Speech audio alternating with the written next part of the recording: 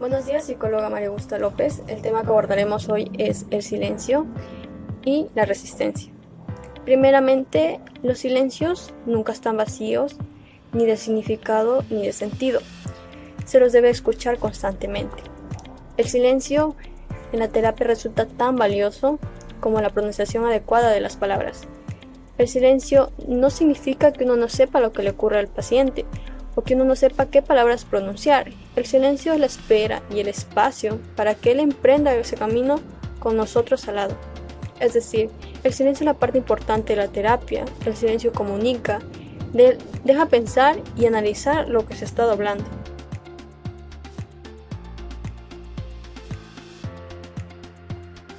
Como sabemos, el silencio es muy importante y forma parte de nuestra vida e interacción, tanto la personal como la general.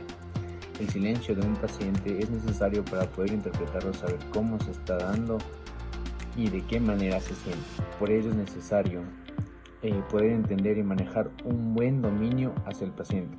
El comportamiento y acción que da un paciente al dar un silencio o permanecer en él se puede descifrar y obtener muchas respuestas, tanto positivas como negativas.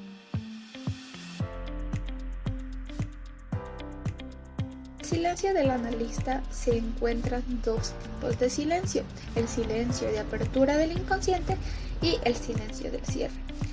Y empezamos diciendo que el silencio es una herramienta necesaria para tener una conversación amena, por lo que se explica que en el silencio de apertura del inconsciente, el terapeuta o el analista da tiempo al paciente para que pueda expresar e indagar sus sentimientos inconscientes, sus recuerdos, para que pueda expresarlos mediante el lenguaje verbal o no verbal.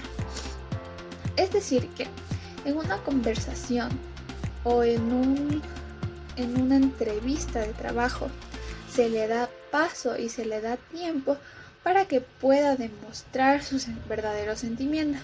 Si nos ponemos un ejemplo, cómo se podría hacer en una entrevista de trabajo, la mayoría de personas tratan de dar lo mejor de sí para que puedan obtener el trabajo. Pero mediante este tiempo se puede ver y se puede analizar cómo la persona reaccionaría ante una situación no dada o posiblemente a futuro dada.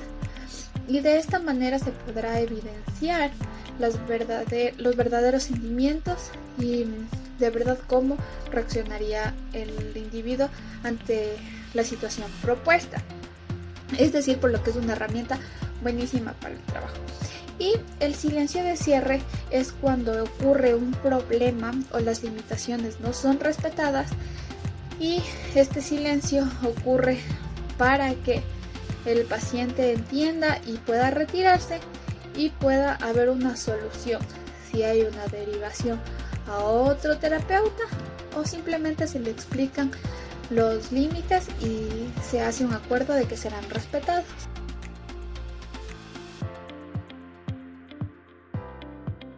En psicología clínica en general y en psicoterapia y en particular en psicoanálisis se denomina resistencia al conjunto de conductas y actitudes de rechazo u oposición de un paciente frente al tratamiento, algún aspecto específico de la terapia o del encuadre o de la propia persona del terapeuta. Este término fue introducido en 1885 por Sigmund Freud.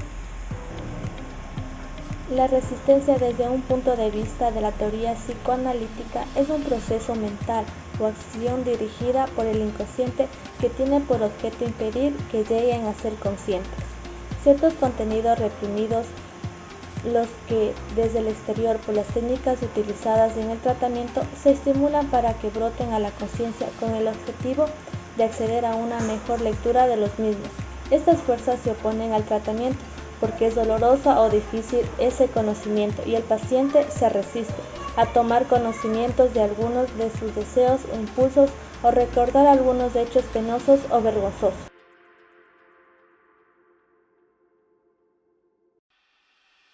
Al momento de presentarse una resistencia dentro de la entrevista, como profesionales es necesario que contemos con ciertas técnicas que nos ayudarán a manejar esta situación.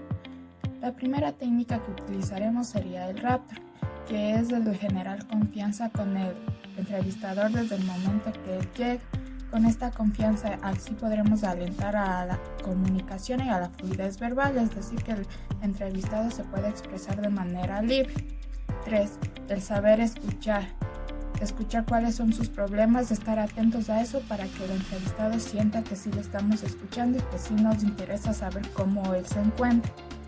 4. El ser empático. Para esto podremos ponernos en el lugar del paciente y así podremos entender mejor su situación y de qué manera podemos ayudar. Y 5. El ver sus expresiones corporales y faciales para saber si es que él se siente cómodo o nos está mintiendo en alguna situación.